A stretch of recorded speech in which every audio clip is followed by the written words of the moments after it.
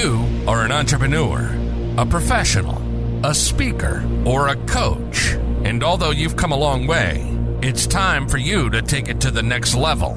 We've got you.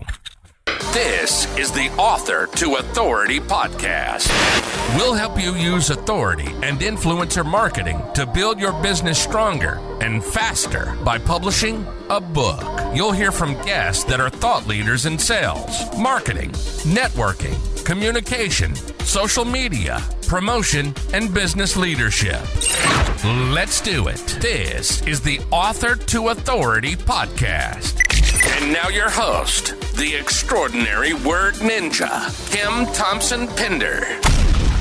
Welcome to the Author to Authority podcast. And today, if you've ever wondered, first of all, if you can sell high ticket items and actually work with less people and make more money, then today's episode for you. But if you can do it without being manipulative, aggressive, feeling salesy, well, you definitely want to listen to today's episode. I want to welcome Chandler Walker to the show. He started his entrepreneurial journey after graduating from the University of Nevada Reno with a degree in biochemistry and foregoing a medical pathway to pursue a brick and mortar wellness facility. He then pivoted to an online health practice a year before the COVID lockdowns. That was a really smart move. And after scaling both businesses to the 7-figure level and doing 3,000 to 4,000 sales consultations, Chandler was frustrated with the way sales were taught. He was tired of the old school objection handling, aggressive tactics, and salesy attitude taught by most sales trainers. So he looked back at what he was doing, combed through his notes, and created Compassion Conversations. Welcome to the show, Chandler. Yeah, thanks for having me. I'm excited to talk to everybody about how you can actually sell without feeling like a sleazeball, making people feel horrible about themselves, and getting a massive amount of refund requests. Love it. So I think you just kind of answered the first question I was going to ask you is, can you sell high ticket items without being aggressive, manipulative, and salesy? Yeah, of course. And I think the problem with the industry, especially the quote unquote coaching industry, is people are like, well, if they cry, they buy. You have to stab them with the knife. You have to not only stick them with it, but you have to twist it too. And you have to make sure they leave just a ball of tears and then they'll buy. And then you're in the greatest position ever. But the problem with that is, and that mindset is, when you do sell people in that way, their emotional brain gets fried. So they're like, oh, I have to do this. I hate myself. I hate my life. You're right. I suck. You're handsome. I'm not good looking. Just take my money. But we ultimately want to look at is, it's like, once the logical brain steps in, they're like, hold on, you're not that handsome. Maybe I'm not that dumb. I want my money back. And then you get a refund request. So these old school tactics put us in a place to where we aren't able to actually sell effectively and keep the money that we actually are getting for our services. You are so right. So right. I remember when I first got into sales, and it was funny. There was an ad, you need to make money now, come to this spot. We'll teach you how to sell. And so I went. I was in my, late teens, early 20s, I guess. And so I went to this thing and, they did this presentation. And then if you were still interested, you went out with one of their sales trainers. Well, all the tactics they were teaching, first of all, I didn't really believe in the product, which should have been a huge warning sign right there. But then they wanted everyone to be manipulative. They wanted them to lie. And that's not me. So I said, I'm sorry, this is not for me. And they took me to an area of Toronto, which is the biggest city in Canada. I did not know. I knew a lot of Toronto, but I didn't know this area of Toronto. And the guy wouldn't bring me back. He left me. I had to figure out how to get home.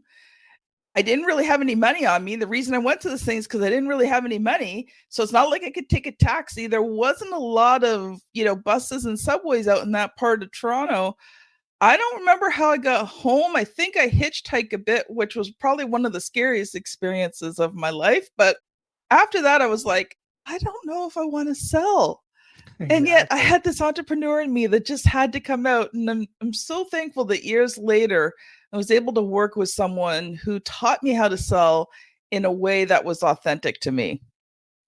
Yeah, and that's exactly what you want. I think the biggest problem with the industry is everybody's talking about push, push, push, push, push. And for most of us, especially in the entrepreneurship world and this coaching world, we like people. We don't want to hurt people. weird thing about what we're doing is we're actually here to help people. And that was one of my biggest mindset shifts that I had when I first started. I recognized I originally opened up a brick and mortar wellness facility. And I felt like the way sales were taught, I was trying to help people become better, but I was manipulating them to get there in order to get them to give me their money. And so it was this shock that I couldn't get past. And that's ultimately what forced me to build into this philosophy of compassion conversations. I love it. I love it.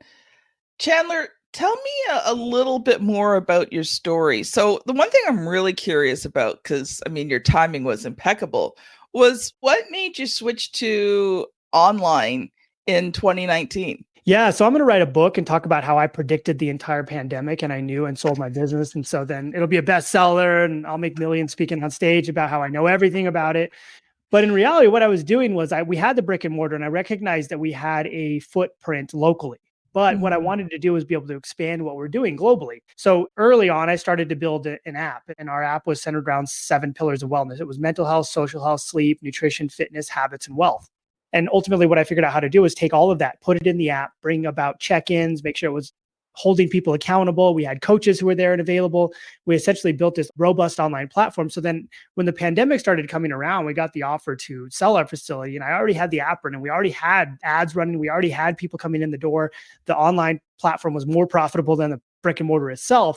So it was an easy transition. And then all of a sudden the pandemic hit and I was like, wow, that was a happy accident. Oh, I love it. I love it. Chandler, you said in your bio that you were getting tired of the way sales were taught. So talk a little bit about that and what led you to now teaching others how to sell through compassion conversations? Yeah. So when I was going through sales, what I was realizing was the way sales are taught is it's this horrible thing where it's manipulate people. If they cry, they buy. You have to get through objections. The call doesn't start till the objections, all this stuff. And so I was trying to get better at sales in my own facility because our facility originally was a higher ticket facility. Just for someone to come in and work with us, it was anywhere from like $1,000 to $5,000 plus. Mm-hmm. And so we had to learn how to sell that in a wellness environment. And so as I was going through this training, it kind of frustrated me. I just thought to myself, I can't sell this way. It doesn't make sense. And in college, I had studied biochemistry, and then I also built a friend who was a doctor in clinical psychology. I gained a mentor. And this person taught me sort of cognitive behavior therapy, the efficacy behind cognitive behavior therapy, acceptance therapy, trauma and recovery, and all of these psychotherapeutic modalities. And so once I started recognizing these modalities existed, I started recognizing that these conversational pieces and these patterns and these thought bubbles or these thought ideas could actually be transferred to a sales process. So you're no longer having a conversation about why someone should buy. You're having a conversation about the reasons why they haven't been able to be successful, the triggers that have manifested along the way, and ultimately what the real reason is that they failed. I love it. I love it. I love it. We are going to take just a very quick break. Audience, I've got a free giveaway for you that's really going to help you learn how to create not only books, but content that converts readers into clients, and will help you scale your business. One of the keys to becoming an author is hiring the right publisher. It's the difference between having a book that converts readers into clients and one that sits unused on a shelf. Check out 7 questions to ask before hiring a publisher. Get it free at authortoauthority.com/publisher. Welcome back. Chandler, I've been loving today's conversation. I want to get more into these compassion conversations. So, tell me about that. What do they look like? Why are they effective? I'm going to let you loose for it to just share what you've prepared for us today. Yeah, good question. So there's basically 3 components to compassion conversations. And compassion conversations kind of stems from when I grew up, mother who suffered from bipolar disorder. And so I started learning early on how to speak to someone from a neutral way, not to hold their words that they use against you or other people, and ultimately learn that the the way we think about the world is not necessarily right or wrong. And so once we can learn to recognize that, we can learn to check our ego, which helps immensely in the sales process. Because a lot of the time someone comes up and they say something and our ego picks up. Oh, no, that's not right. Let me tell you why you're wrong. But ultimately you have to recognize that you're not right. Nobody's right or wrong. Your politics and someone else's politics, they don't matter. They're all the same thing. They're all the idea you grew up with and you developed. And so when I developed compassion conversations, it was from this idea that we have to be in a position to check our ego. And so the first step in compassion conversations really is showing up without the need to make the sale. And so it's detaching from the need to sell. And so when we talk to clients about this, a lot of the time they need money. Obviously they want to make the sale, but if they show up super needy, the prospect can smell it and they run away. And so the problem with that is, think about this with dating. Say you get on your favorite app, Tinder, whatever, you swipe on someone, you're like, oh, cool person. And you message them, you set up a date or whatever, and you're texting and you text them nonstop for the next 5 hours. You're needy. What is that person going to do? They're going to run away as fast as humanly possible because they're going to think you're a serial killer. Same thing with sales. What I want to do is I want to approach it in a way to where the prospect shows up to the call expecting me to push them, but I don't. And I feel like I don't need, or I'm creating the atmosphere that I don't need that sell. Then they start leaning in more and that wall of sales resistance pops down. I love it. I love it. You know, one thing you said there, and I think it's the crux of it, is the fact that you're going into this conversation not trying to sell anything. Exactly. And I think it changes everything, because when you go into it with an attitude of, service, kindness, providing value, everything about you changes. Your whole body language changes. And I think subconsciously people see that. When they see that you're relaxed, you're just having this enjoyable conversation, your attitude is, I don't care if you buy anything from me, but if you want to work with me, I'd be happy to. I think that it's attractive when people do that because there's no pressure. Yeah, exactly. And that's what we want, because when you think about the average consumer, they've probably been on a few sales calls, they've been to the car dealership, they show up to the call expecting to be pushed and prodded and poked and attacked. And so when they show up to the call and you're like, well, you ask questions, you tell them, we'll go over the other steps that I have. But when you show up to the call and it's not, hey, what can I get you to do to buy today? It's, hey, let me ask some questions to see if this even makes sense for where you're at. It changes the whole dynamic. All of a sudden they drop their guard because they're like, wait, I thought you were going to push me. Hold on.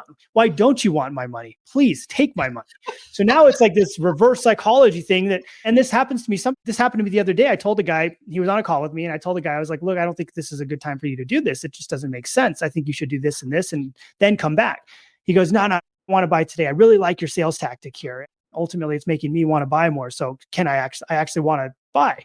And I told him, no, this isn't a sales tactic. I'm serious. You can't buy this thing. And so what that does is it pushes these people like, hold on, maybe this guy's not a jerk. Maybe don't tell me what I can and can't do. And they want to give you their money. But the funny thing is when you truly do these things from the heart and you're saying no to the person, like you said, you realize this person wasn't ready yet. And, from a client, customer standpoint, it's one of the best things that you can do for them sometimes is not take their money because they're not ready. They're not going to have an enjoyable experience. They're not going to achieve the goals that they want. They're just, they're not ready. And like you said, when you do that, all of a sudden it's like, wait, I'm not good enough. I'm not ready. I'm going to show you I'm good enough. Yes, I can do it. But I think, you have to not give into that temptation, and you really do them a disservice if you take their money. Yeah, exactly. And that's how refund requests manifest. Part of the sales process is interviewing a prospect to see if they're going to be successful in your program. It's not just taking their money and hoping and praying they're going to be successful down the road at some point. And so that's what we have to recognize. You're not only just trying to sell someone your service, you're trying to interview them to see if they're going to be a good fit, to be a success in your service. And I think we forget that a lot, especially when you look at the way a lot of the gurus operate in the high ticket industry. It's not about success. It's about sell as much as humanly possible, take everybody's money, no refunds. And then hopefully at some point they'll be successful. But if they're not, just blame them. It's their fault. It's their mindset. Yeah. And no refunds. Exactly. It's your mindset. Your mindset's broken. So you need to really focus on that. It's not our program. We did nothing wrong, but you suck. And that's what we need to change about the industry too. I so agree. I so agree. Chandler, you said there was more steps to having these compassion conversations. I would love for you to go into that a bit deeper. Yeah. So the second step that we look at is recognizing that the way we communicate is really important with people. They have to feel respected, heard, and understood. And so the concept I have for this is what we call level 5 listening. And when we think about the levels of listening, level 1 is basically ignoring. Like you're talking and I'm off over here, I'm playing in my garage. I'm not listening to you at all. I could care less what you're saying. Number 2 is when I'm kind of pretending to listen. And so what that means is I'm sitting here, you're talking, and I'm on my phone, you're saying words, and I'm like, yeah, whatever. Yep, that's true. Yeah, okay. And then you ask a question I actually have to answer. And I go, wait, well, could you repeat that? So that's pretending to listen. So level 3 is where I'm listening, but the only intent I have is to respond. A good example of this is like a political situation. So someone says, Democrats suck and you're conservative, and the only thing you want to do in the history of the world is tell them, no, they don't, because of this and that and this, and you don't know anything and you're dumb. And so that's the idea.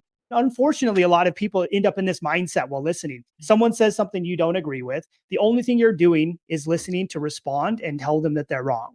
When in reality, nobody's wrong. Nobody cares. Everybody has their own model of the world, learn from people. But then level 4 is where you're listening and you're going back and forth, but you're still kind of in your own head. So someone says something and you're responding based off of how you feel. That's good, but it's not good enough because you're not stepping into the mindset of the other person. You can't design and interpret their model of the world. So then we look at level 5. What level 5 listening is, it's empathetic listening. And so when someone says something, my intent is to step inside their world, to understand where that thought came from, to understand why that thought came from here, where it came from, to understand the past and how things built up to where they are today. Because then I understand the world from a deeper perspective than they even understand it. And they'll believe that I can actually help them because I'm speaking. You'll get words like, how are you living in my head? How are you saying the things I'm thinking? And reality is because you said, for example, like weight loss, someone says, well, I just want to lose weight. Okay, that's cool. A lot of people want to lose weight, but tell me a little bit more about why. Like, why would that even be important? And so you're working deeper and deeper and deeper to find the ultimate solution. A lot of people in the weight loss example think it's weight loss, but it could be a pattern of overeating. It could be a pattern of emotional eating. It could be a pattern of issues that were created when they were a child from abuse. You don't know until you recognize those things. Yeah. And to sell someone weight loss or a diet when they have all these traumatic issues going on is to do them a disservice, because guess what? You're going to be diet number 74 they've tried and failed with. You know what? I couldn't agree with you more. And it's amazing what happens when you actually listen and you ask questions and you go deeper than the surface.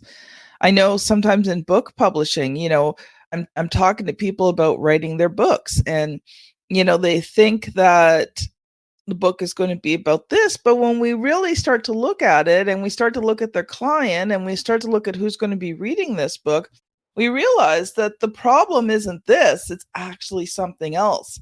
And if you can deep dive on that problem in the book, you're actually going to get better results. So I just love it. I love it. Do you got some more for us there, Chandler? Yeah. Last pillar here that we look at when we're trying to sell people is what I call the art of the challenging leader. So a lot of the time in sales, there's no leadership. Sales, it's buy my thing, push, push, push. But what we really need to do is we need to build that leadership that builds a sort of mindset shift when someone's in the conversation. Mm-hmm. So when we talk about that, often let's take spouse, for example, in like the weight loss example I used a minute ago. When you look at someone, when they come on and they have a spouse, the typical sales response is bring your spouse on the call so you can both make a decision together. If you can't make a decision without your spouse, you're a horrible person, blah, blah, blah. And you make people feel horrible about it. But what you really want to think about is if this person has a spouse and they failed multiple times, who's supposed to be supportive to help them succeed in that relationship? Spouse. And so we want to talk about is, okay, well, you said a minute ago you have a significant other. Well, walk me through what happens when you do a new diet. Is your spouse aware? Are they oblivious? Are they bringing home Taco Bell? Like what happens in that environment? Oh, they don't pay attention. They just do their own thing. Oh, gotcha. Well, that's a bit of a concern. And then magical moment. Why is that a concern? Well, your spouse is pretty supportive, right? Of you. Would you say they're the most supportive person in your life? Well, yeah, of course. So if this is really important to you and it's harming you, why in the world wouldn't the most supportive person be paying attention? I don't know if I can even help you if that person isn't in your corner. So that's challenging them. I'm not telling them buy my thing and bring your spouse on the call. I'm telling them there's no way I can help you because you don't have the most supportive person in your life in your corner. And unless that person gets their act together and helps you, there's no way you're going to be successful. So then the next question is, never thought about it that way. What can I do now? What do you think I can do? And then I guess you're in marital counseling at that point, but then you have to realize how that it's very important to get that person on board, and you challenge them successfully as a good leader. When I say that, I'm not aggressive. I'm like, well, your spouse needs to be supportive. Well, I mean, if your spouse isn't supportive, I don't know how this could be successful. I'm not using an aggressive voice. I'm not being a jerk. I'm just approaching it from a place of love, care, and concern. Love it, love it, love it, Chandler. I did not get a chance to ask you this question before we got on the call. So audience, you'll have to excuse me because usually I have this detail worked out ahead of time. But Chandler, are you an author? Have you written any books yet? Not yet. Okay. So we won't be doing the section I normally do where I ask every author the question, what was the good, the bad, and the ugly about writing, editing, and publishing your book? One thing that I liked about what you said was the fact that, it wasn't about trying to bring the spouse on the call to manipulate them as well so that they both wanted to hand you money. It was about truly having kindness and a caring and a compassion for the person, and recognizing that if they don't have the right support systems, what you try to do with them is just not going to work. And I think that's amazing attitude to have in terms of, being an entrepreneur who wants to change people's lives. Yeah, exactly. And I think when you're in the sales process, you have to recognize that you're speaking with human beings. And when you're in the high ticket world, people are on that phone call with you because they failed probably 5, 6, 7, 8, 9, 10. They failed multiple times over and over and over again. And they're on that call because there's a sort of desperation in their mind. And there's a mindset shift in there that's maybe this time will be different. And so if this time isn't different, then you just sell them on the same thing, let them have the same patterns of sabotage and failure. Don't challenge them on what's really going on. You're perpetuating the cycle. And that's why people don't trust the high ticket industry often, or the high ticket world, because it's this concept of, hey, buy my thing. If it doesn't work, it's your mindset. It's your fault. No refunds. Also, we don't do anything wrong ever. And so we have to make sure that we, as individuals who are selling our high ticket services, we can be the stewards of change in the industry. We can do things differently, and it's okay to do things differently. And if we do things differently, people recognize that. People buy from us. People tell us it was a great experience. People thank you for the sales call, and you change the entire dynamic of the way that this industry is perceived. Such a great thing. So, Chandler, I'm going to ask you sort of a very off the cuff question. If you were to write a book, what would you want to write about? I would write a book on our original 7 pillars of wellness. I think there's so much to offer in terms of wellness for both the entrepreneurial side of things, the communication side of things, sale, like everything you do stems from the way you take care of yourself.